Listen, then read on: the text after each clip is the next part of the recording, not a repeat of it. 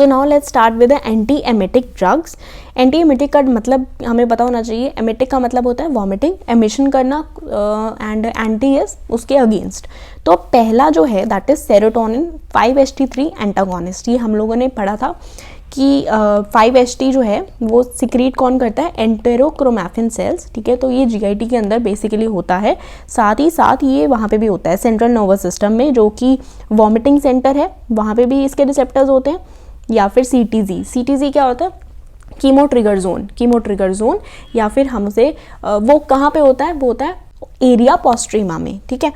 अब ये जो इसका एक्शन है ऑब्वियसली वो GIT वाले साइड पे भी होगा, that is peripheral 5-HT3 blockage, वो वॉमिटिंग और सेंटर में, और CTZ में भी होगा, तो दैट इज़ सेंट्रल, क्योंकि ये सेंट्रल नर्वस सिस्टम में होगी ब्लॉकेज।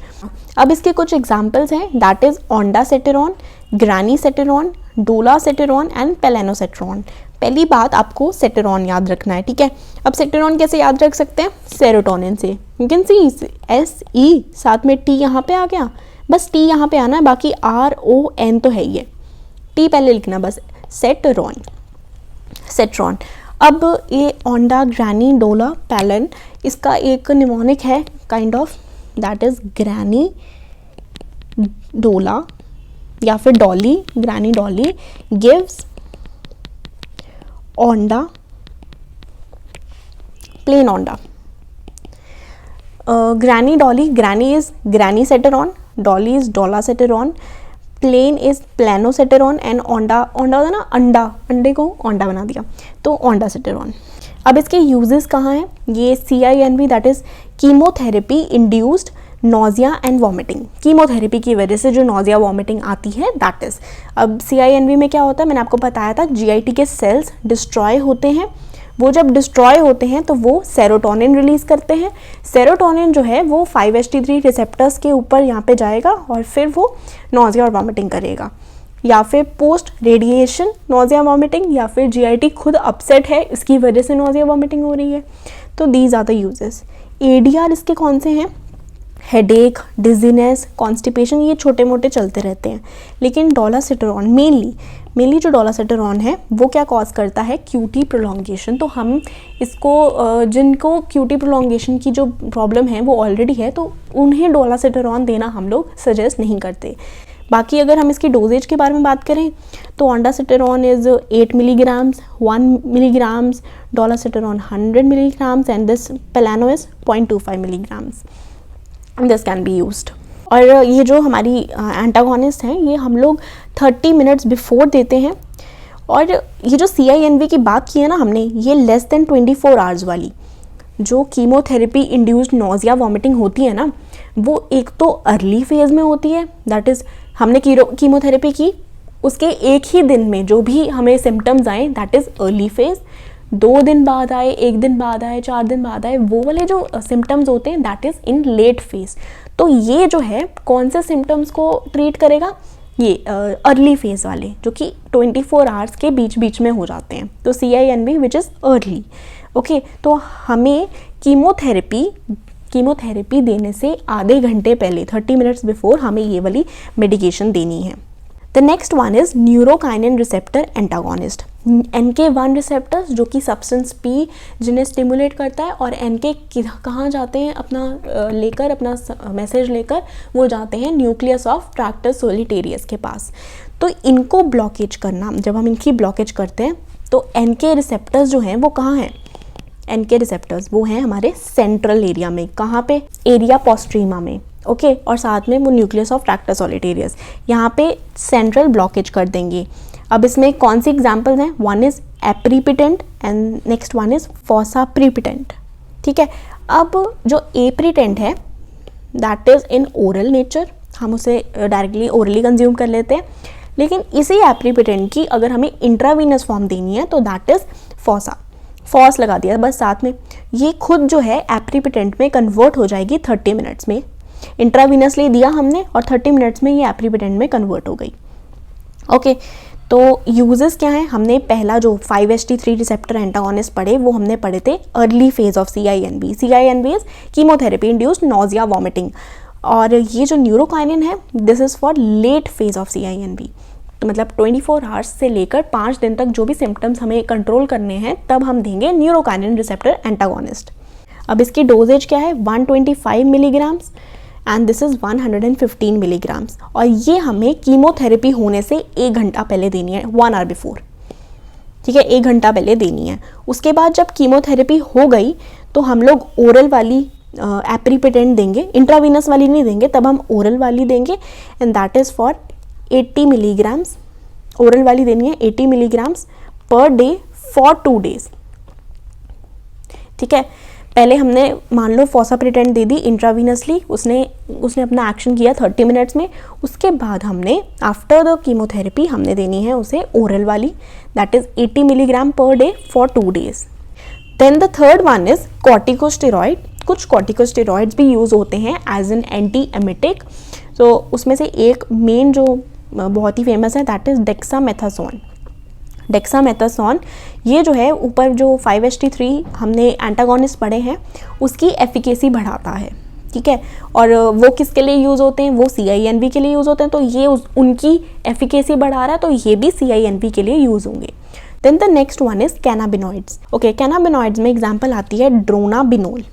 अब ये जो ड्रोनाबिनोल है ये एक साइको एक्टिव एजेंट है, मतलब ये सीधा हमारे CNS पे एक्ट करता है, तो साइको एक्टिव एजेंट है। और ये मैरिजुआना नहीं होता, ड्रग होता है, जो प्लांट होता है बेसिकली, वो एज अ ड्रग यूज़ करते हैं मैरिजुआना, उसके अंदर ये होता है केमिकल।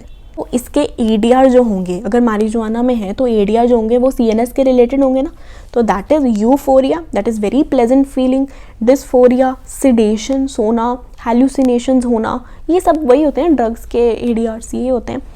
और ड्राई माउथ, और साथ में एपेटाइट बढ़ाता है। ये एपेटाइट को इंक्रीज़ करता है, इसीलिए हम लोग इसे HIV पेशेंट्स के लिए भी यूज़ कर सकते हैं। मतलब HIV पेशेंट्स में एपेटाइट को बढ़ाने के लिए we can use this, but या it will come with its ADR। साथ में ये कुछ tachycardia, conjunctival infection, orthostatic hypotension, ये सब चीज़ें भी कॉज कर सकता है as an ADR। The second one is nabilone. One is dronabinol and the second one is nabilone. Then comes the antihistamines, H1 receptors. H1 receptors and यहाँ पे M1 receptors की भी बात हुई है। M1 होते हैं मस्करिनिक रिसेप्टर्स, जो कि होते हैं कोलिनर्जिक रिसेप्टर्स, है ना। पैरासिम्पैथेटिक हमने बात की है, वेगस नर्व लेकर जाएगी GIT से, तो उसके कुछ तो रिसेप्टर्स होंगे, हिस्टामिनिक एंड मस्करिनिक। अगर हम दोनों की बात करें, मिक्स्ड जो है वो है डाइफेनहाइड्रामीन, डाइमेनहाइड्रीनेट एंड प्रोमेथाजीन। ये तीनों जो हैं ये M1 को भी ब्लॉक करते हैं और H1 को भी ब्लॉक करते हैं। बिकॉज ये लोग M1 को, मस्करिनिक को भी ब्लॉक करते हैं, it will cause dizziness, sedation and confusion, CNS related. और एक और ड्रग आई है दैट इज़ मेक्लीजीन। मेक्लीजीन जो है वो सिर्फ H1 को ही ब्लॉक करती है, M1 को, या मिनिमम एंटीकोलिनर्जिक एक्शन है इसका, ठीक है, कम है बहुत, इसीलिए मिनिमम है, इसीलिए ये लेस सिडेशन कॉज कर सकती है। और ये जो मेक्लीजीन है ये हम लोग मोशन सिकनेस के लिए यूज़ करते हैं।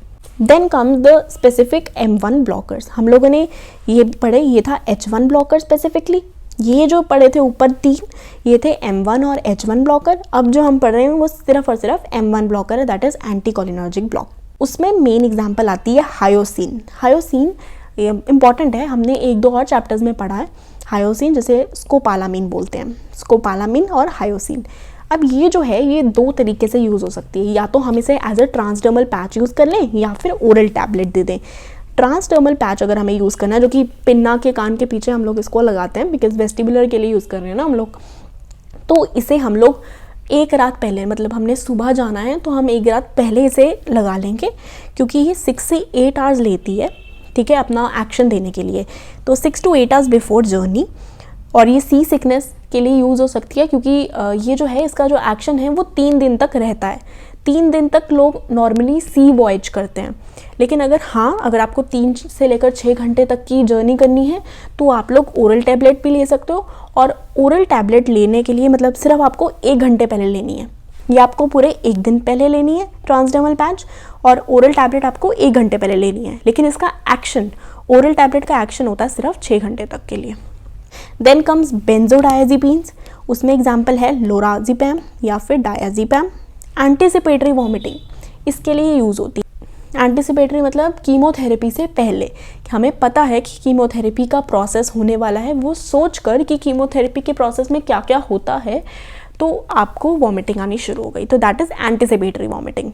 उसको हम लोग कंट्रोल कैसे कर सकते हैं? बेंजोडायज़ेपिन्स देकर, benzodiazepines. Then comes D2 receptor blockers. ये सारे रिसेप्टर्स ना वहीं पे हैं। D2 रिसेप्टर ब्लॉकर्स जो हैं वो होते हैं मेनली CNS के अंदर। इसके 2 एग्जाम्पल्स हैं, that is metoclopramide and domperidone. Domperidone, metoclopramide. अब जो मेटोक्लोप्रामाइड है वो ब्लड ब्रेन बैरियर क्रॉस कर जाती है, लेकिन डोमपेरिडोन जो है वो ब्लड ब्रेन बैरियर नहीं क्रॉस करती। हमें क्या चाहिए कि वो ब्लड ब्रेन बैरियर क्रॉस ना करे, क्योंकि अगर उसने ब्लड ब्रेन बैरियर क्रॉस कर लिया तो that is drug induced Parkinson cause कर सकती है, साथ में एक्यूट डिस्टोनिया भी कॉज कर सकती है। और हमने बताया था ना, CTZ वो है तो ब्रेन में, लेकिन वो जो है ब्लड ब्रेन बैरियर के बाहर आता है, तो हाँ उस पर एक्ट कर सकता है डोमपेरिडोन। अगर डोमपेरिडोन यूज़ करेंगे तो ना ही ड्रग इंड्यूस्ड पार्किंसन होगा, ना ही एक्यूट डिस्टोनिया। अगर हम लोग D2 रिसेप्टर ब्लॉकर्स यूज़ करते हैं तो it increases the prolactin secretion. Prolactin पता है ना, मिल्क हार्मोन, तो ऑब्वियसली वो मिल्क की सिक्रीशन इंक्रीज करेगा। तो हम लोग ना इसे ऑफ लेवल यूज़ करते हैं। ऑफ लेवल का मतलब होता है कि वो अप्रूव्ड नहीं है, लेकिन डॉक्टर्स इसे प्रिस्क्राइब करते हैं, उसे यूज़ करवाते हैं। लेकिन मेल्स के अंदर अगर हम ये यूज़ करते हैं D2 रिसेप्टर ब्लॉकर्स, तो मेल्स के अंदर वो गायनेकोमैस्टिया कॉज करती है। और अगर ये मिल्क सिक्रीशन के लिए यूज़ होती है ना, तो 3-4 दिन के लिए यूज़ होती है, उसके बाद मिल्क ऑटोमेटिकली आना शुरू हो जाता है 3-4 डेज़ के बाद। So yeah, this was about anti-emetic drugs. If you have any query, you can really ask, and if you like the video, please subscribe. Thank you.